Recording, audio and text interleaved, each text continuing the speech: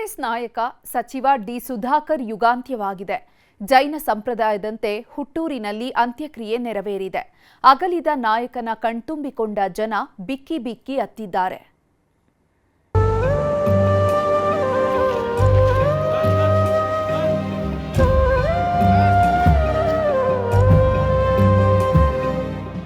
ಹಿರಿಯೂರಿನ ಧೀಮಂತ ನಾಯಕ ಇನ್ನು ನೆನಪು ಮಾತ್ರ.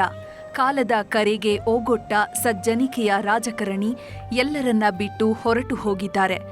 ಈ ಮೂಲಕ ಚಿತ್ರದುರ್ಗದ ಡಿ ಸುಧಾಕರ್ ಯುಗಾಂತ್ಯವಾಗಿದ್ದು ಅಭಿಮಾನಿಗಳ ಕಣ್ಣೀರ ಕೋಡಿಯೇ ಹರಿತಿದೆ. ಹುಟ್ಟೂರಲ್ಲಿ ನಡೆದ ಅಂತ್ಯಕ್ರಿಯೆಗೆ ಸಿಎಂ ಸಿದ್ದರಾಮಯ್ಯ, ಡಿಸಿಎಂ ಡಿಕೆಶಿ ಸೇರಿದಂತೆ ಕಾಂಗ್ರೆಸ್ ನಾಯಕರ ದಂಡೇ ಸೇರಿತ್ತು. ಅಗಲಿದ ನಾಯಕನಿಗೆ ಕಣ್ಣೀರ ನಮನ ಸಲ್ಲಿಸಿದ್ದಾರೆ.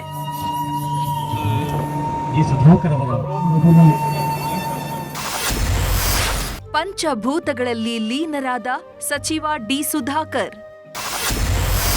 ತಂದೆ ಚಿತೆಗೆ ಮಗನ ಅಗ್ನಿಸ್ಪರ್ಶ, ಕಣ್ಣೀರ ವಿದಾಯ. ಬೆಳಿಗ್ಗೆ 11 ಗಂಟೆಯವರೆಗೂ ಸುಧಾಕರ್ ಮನೆಯಲ್ಲೇ ಅಂತಿಮ ದರ್ಶನಕ್ಕೆ ಇಡಲಾಗಿತ್ತು. ನಂತರ ಪಾರ್ಥಿವ ಶರೀರವನ್ನ ಸುಧಾಕರ್ ಸ್ಟೇಡಿಯಂಗೆ ಶಿಫ್ಟ್ ಮಾಡಲಾಯಿತು. ಅಗಲಿದ ನಾಯಕನನ್ನ ಕಣ್ತುಂಬಿಕೊಳ್ಳಲು ಕಾದಿದ್ದ ಸಾವಿರಾರು ಜನ ಅಂತಿಮ ದರ್ಶನ ಪಡೆದ್ರು. ಈ ವೇಳೆ ಕುಟುಂಬಸ್ಥರ ಆಕ್ರಂದನ ಮುಗಿಲು ಮುಟ್ಟಿತ್ತು. ನಿನ್ನೆ ದಿನನೂ ತುಂಬ ನಿರೀಕ್ಷೆ ಇತ್ತು, ಅವರು ಚೇತರಿಸ್ಕೊತಾರೆ ಅಂತ. ಅನಿವಾರ್ಯ ಅದು 3 ಗಂಟೆ 3:15 ಅಷ್ಟಿಗೆ ಅವ್ರ BP ಹೋಲ್ಡ್ ಆಗಲಿಲ್ಲ. ಚಳ್ಳಕೆರೆಗೆ ರಾಜಕೀಯ ನಾಯಕರ ದಂಡೇ ಹರಿದು ಬಂದಿತ್ತು.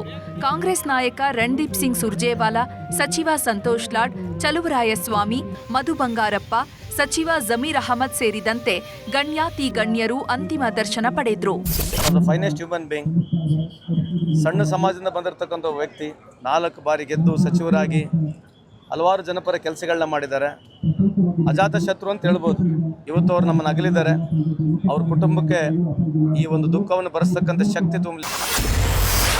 ಸರ್ಕಾರಿ ಗೌರವಗಳೊಂದಿಗೆ ಹುಟ್ಟೂರಲ್ಲಿ ಅಂತ್ಯಕ್ರಿಯೆ. ಸಚಿವ ಡಿ ಸುಧಾಕರ್ ಅಂತ್ಯಕ್ರಿಯೆ ವೇಳೆ ಆಗಮಿಸಿದ ಸಿಎಂ ಸಿದ್ದರಾಮಯ್ಯ ಹಾಗೂ ಡಿಸಿಎಂ ಡಿಕೆ ಶಿವಕುಮಾರ್ ಅಂತಿಮ ನಮನ ಸಲ್ಲಿಸಿದ್ರು. ಪಾರ್ಥಿವ ಶರೀರದ ಮೇಲೆ ಹೊದಿಸಿದ್ದ ತ್ರಿವರ್ಣ ಧ್ವಜವನ್ನ ಸಿಎಂ ಸಿದ್ದರಾಮಯ್ಯ ಸುಧಾಕರ್ ಪತ್ನಿಗೆ ನೀಡಿದ್ರು.